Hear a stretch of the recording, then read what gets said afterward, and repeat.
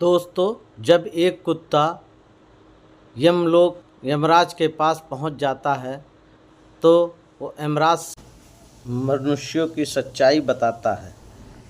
तो बिना समय व्यर्थ किए आप लोगों का आइए सुनते हैं ये कथा। तो ये उत्तर देश में एक बहुत सुंदर नगरी, उस नगरी में एक गोपाल नाम का सेठ रहता था और वो एक कुत्ता पाला हुआ था। सेठ का कुत्ता अपने काम के प्रति बहुत ही वफादार था, लेकिन सेठ बहुत चालाक और चतुर था। लेकिन उस सेठ के अंदर एक बहुत सुंदर और अच्छी थी कि वो भगवान श्री कृष्ण का बहुत बड़ा भक्त था। फिर एक दिन श्री कृष्ण भगवान उसकी भक्ति से खुश होकर उसके घर में साक्षात दर्शन देते हैं और उन्होंने उस सेठ से कहा, हे वत्स, मैं तुमसे बहुत ज़्यादा प्रसन्न हूँ, तुम मुझसे कोई उचित वरदान मांग लो। फिर उस सेठ ने एक सादा कागज़ निकाला और बोला, प्रभु, मेरे पास तो आपका दिया हुआ सब कुछ है, सही है, कोई दिक्कत नहीं है। इस सादे कागज़ में आप अपना हस्ताक्षर कर दीजिए। आपके इस हस्ताक्षर से मैं दुनिया वालों को आपके होने का सबूत दिखा सकता हूँ। तब भगवान ने कहा, लाओ, तुम अपना कागज़ दो, मैं उसमें अपना हस्ताक्षर कर देता हूँ। इतना कहकर भगवान उसमें अपना हस्ताक्षर करके अंतर्ध्यान हो जाते हैं और सेठ और वो भगवान का हस्ताक्षर किया हुआ कागज़ सेठ अपनी हमेशा जेब में रखता था। एक दिन अचानक उस सेठ का वफादार कुत्ता मर गया और उस सेठ को बहुत दुख हुआ। और वो कुत्ता मरने के बाद जब यमराज के पास पहुंचता है, तब यमराज ने कुत्ते का लेखा जोखा देखा कि कुत्ते ने बड़ी ईमानदारी से अपना पृथ्वीलोक पे बड़ी ईमानदारी से काम करता रहा, किसी जीव को बेवजह नहीं सताया है, अपने से छोटे जीव जंतुओं की कभी इसने हत्या नहीं की और अपने मालिक के प्रति ये बहुत वफादार रहा है और बहुत लगन से मेहनत से काम करता रहता था। यमराज कहते हैं, हे श्वान, कुत्ते का जन्म पाकर भी तुमने कोई घृणित काम नहीं किया है, इसीलिए पुराने जन्मों के पाप भी तुम्हारे पूरे खत्म हो गए हैं। हे श्वान, तुम ही बताओ, अब तुम कहाँ रहना चाहते हो? हम तुमसे बहुत प्रसन्न हैं और तुम्हारी मांग को पूरा किया जाएगा। यमराज की बात सुनकर कुत्ता बोला, हे प्रभु, आप मुझे स्वर्ग दो चाहे नर्क दो, मैं जहाँ भी रहूँ वहाँ पे मैं मनुष्य के बंधन में ना रहूँ। मैं कभी भी किसी मनुष्य का गुलाम बनकर नहीं रहना चाहता, ना ही मैं इंसान बनना चाहता हूँ। और यमराज बोलते हैं, हे श्वान, तुम्हें मनुष्य से इतनी नफरत क्यों है? मनुष्य का जन्म तो बड़े भाग्य से मिलता है और हम देवता लोग भी अगर पृथ्वी लोक पर जाना चाहते हैं तो मनुष्य के अवतार में ही जाना चाहते हैं।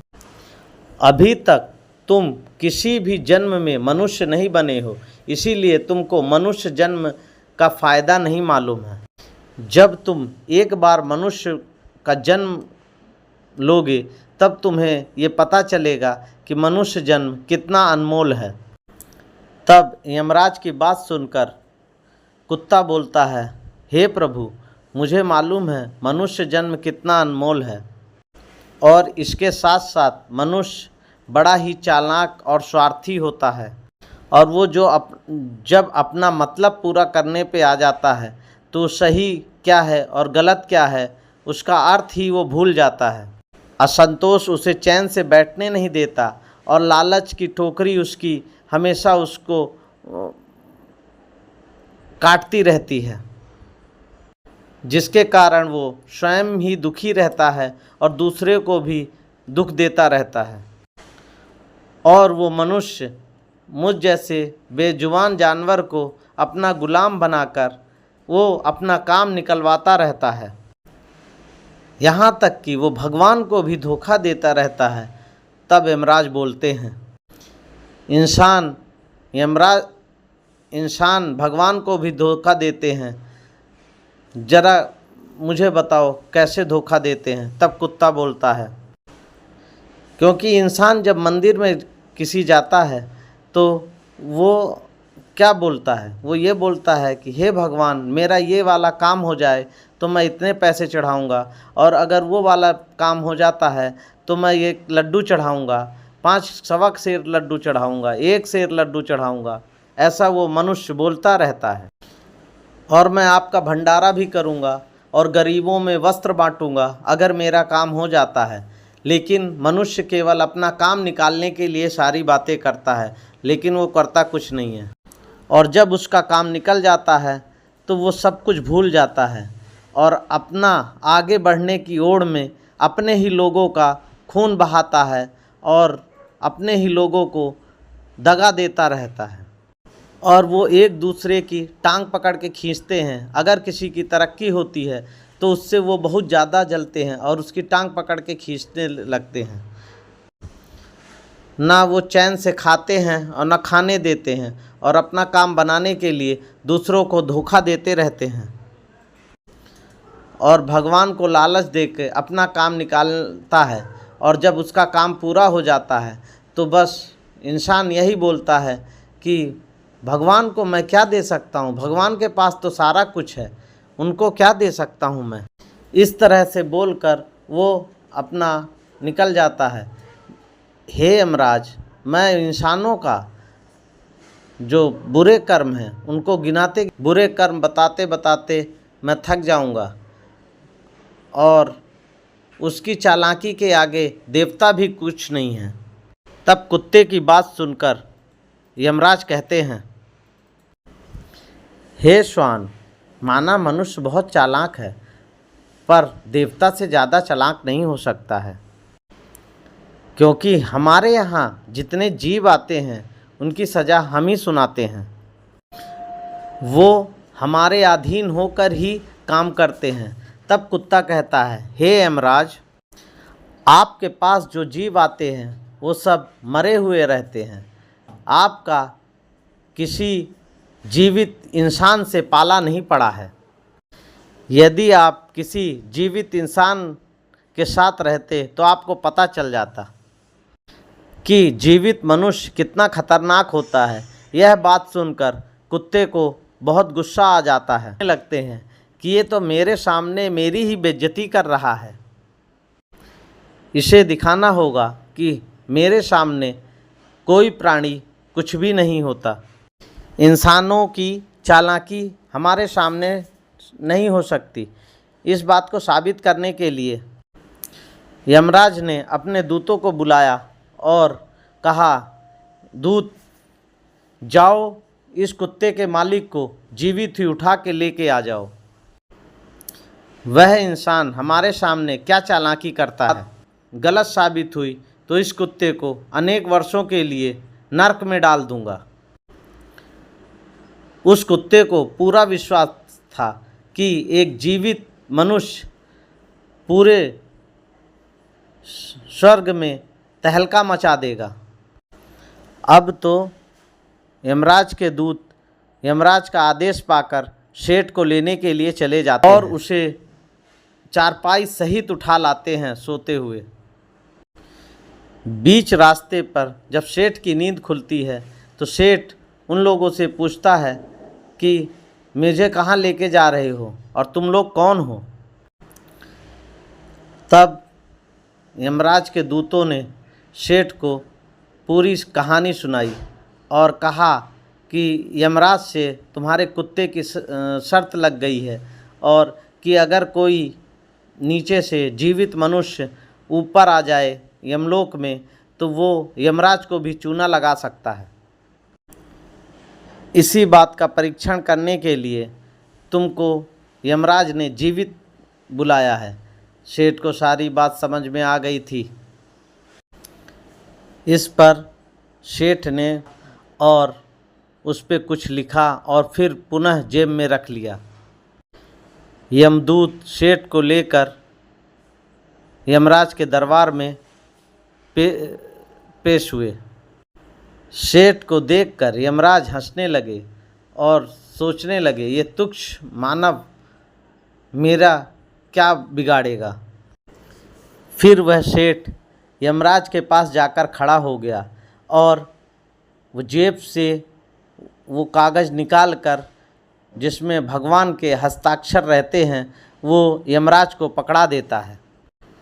उस पर्चे को जैसे ही यमराज ने पढ़ा वो अपने सिंहासन से खड़े हो गए और फिर सेठ के चरणों पे आकर बैठ गए और सेठ को अपने सिंहासन पे बैठा दिया और सेठ की जगह आकर खड़े हो गए। यह देखकर पूरे यमराज के जितने लोग थे वो सब देखकर अचरित हो गए कि एक मानव कैसे यमराज की गद्दी पे बैठा है और यमराज स्वयं बाहर खड़े हैं। ये जरूर पहुंचा हुआ आदमी लगता है।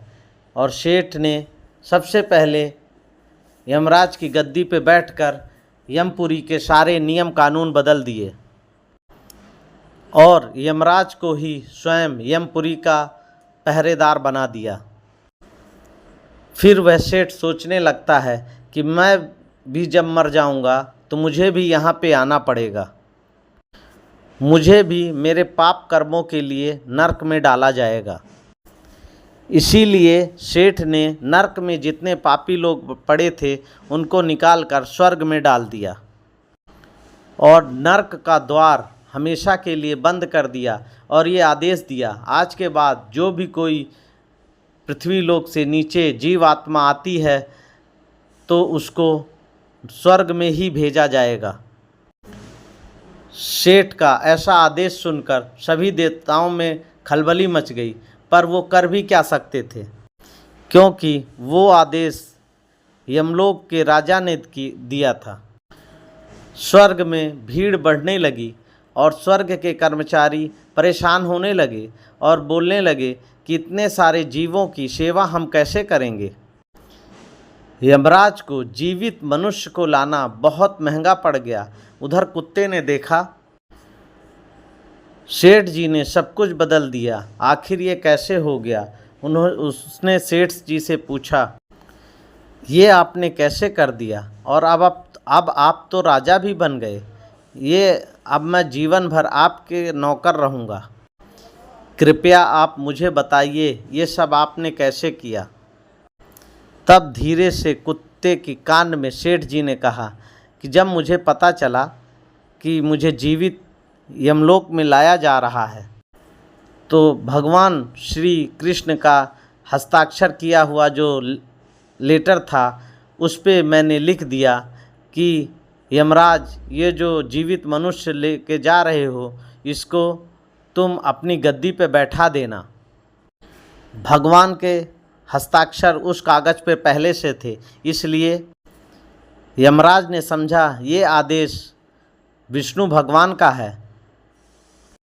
इसीलिए यमराज ने भगवान का आदेश का पालन करते हुए मुझे यमलोक का राजा बना दिया। सेठ की बात सुनकर कुत्ता बहुत खुश हुआ और बोला, इंसानी दिमाग जहाँ भी रहे वो अपना खुरापात तो करेगा ही। इधर यमलोक का हाल देखकर सारे देवता भगवान विष्णु के पास गए और उन्होंने सारी बात बताई। भगवान विष्णु तुरंत यमपुरी में आ गए और उन्होंने देखा कि यमराज स्वयं ही पहरा दे रहे हैं। तो राजगद्दी पे कौन बैठा है? तो यमराज बोले, हे प्रभु, आपकी लीला अपरंपार है। जरा सी देर में ही धरती के एक तुच्छ मानव को यमलोक का राजा बना दिया और मुझे यहाँ का पहरेदार। भगवान विष्णु बोले, ये मैंने नहीं किया, ये तो उस चालाक इंसान का काम है। अगर तुम जीवित मनुष्य को लाओगे तो यही होगा। मैंने तो सिर्फ यहाँ पे मृत आत्मा को लाने का तुमको काम दिया है, ताकि उनके सारे दोष उनकी शरीर के साथ पृथ्वी पे ही रह जाएं। इतना बोलकर भगवान विष्णु यमलोक में आगे बढ़े। जब उस सेठ ने भगवान विष्णु को देखा तो अपना सिंहासन छोड़ दिया और बोला, हे प्रभु, मुझे क्षमा करना। मैंने यमराज को केवल जीवित मनुष्य की बुद्धि का बल दिखाया था। मैंने आपका दर्शन पाकर धन्य हो गया। अब मुझे किसी चीज़ की आवश्यकता नहीं है। और फिर भगवान विष्णु मुस्कुराए और उसे क्षमा कर दिया और फिर वो सेठ धरती लोक पे चला गया और यमराज को यमपुरी का राजा बनाकर फिर भगवान विष्णु अपने बैकुंठ को चले गए। तब कुत्ता कहने लगा, हे यमराज, आपने देखा इंसानी दिमाग की ताकत। जीवित मनुष्य क्या से क्या कर सकता है। इसीलिए मैं मनुष्य नहीं बनना चाहता, क्योंकि जब मनुष्य स्वार्थी हो जाता है तो उसको अपने दोस्त भी नहीं दिखाई देते। लालच में आके वो धर्म को भी भुला देता है और जब तक वो शास्त्रानुसार काम करता है, वो नैतिक में रहता है, उसके बाद वो सारे पाप करने लगता है। इसलिए वो जब धर्म से विमुख हो जाता है तो उसको तरह तरह की बीमारियां घेर लेती हैं और वो बहुत पापी हो जाता है।